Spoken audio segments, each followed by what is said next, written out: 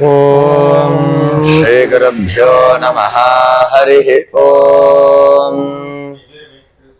ఋగ్వేదం.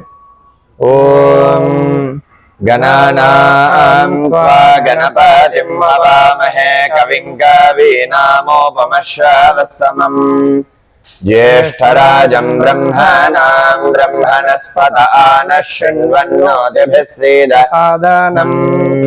ఓం నిషుసీద గణపతే గణేషు త్వామాహుర్విప్రథమం కవీనాం నరతే త్వక్రియతే కించన రే మహామర్కం మఘవం చిత్రమర్చ. ఓం శ్రీ మహాగణపతయే నమః. ప్రణో దేవి సరస్వతి వాజేభిర్వాజినీవతి ధీనామవిత్ర్యావతు. ఓం శ్రీ సరస్వత్యై నమః. శతధారముత్సమక్షీయమానం విపశ్చితం పితరం వక్త్వానాం మేళిం మదంతం పిత్రోరుపస్థేతం రోదసీ వివృతం సత్యవాచం. ఓం శ్రీ గురుభ్యో నమః.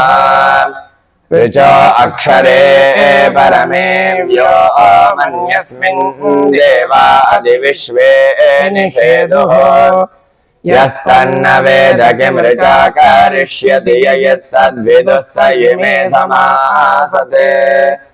ॐ श्रीवेदपुरुषाय नमः.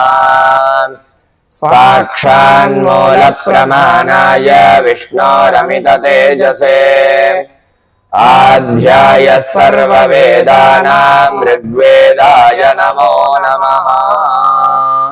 ओम अग्निमीळे पुरोहितं यज्ञस्य देवमृत्विजा होतारं रत्नजातामम् अग्निः पूर्वेभिर्षिभिरेभ्यो नोतनैरुत सदेवाङ्गेह वक्षति अग्निना आरयमश्नवत्पोषमेव दिवे दिवे यशसं वीरवत्तमम् अग्नेयं यज्ञमध्वरं विश्वतः परिभूरसि स यद्देवेषु गच्छति.